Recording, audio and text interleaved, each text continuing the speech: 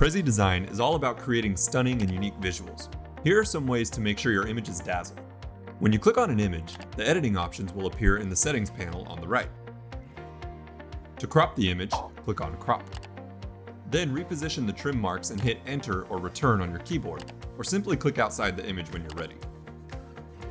You can also apply a mask to fit your image into a shape. Click on Mask and search for a specific icon or pick one from the list. Then reposition and resize it on the image.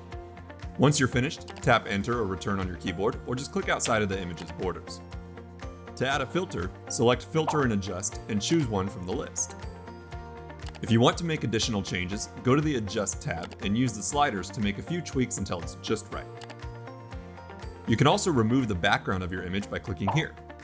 For best results, try to use an image that has a clear contrast between the foreground and the background.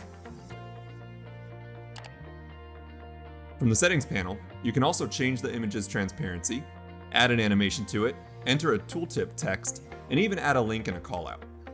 Now it's your turn. Take your images and add a little pizzazz by customizing them in Prezi Design.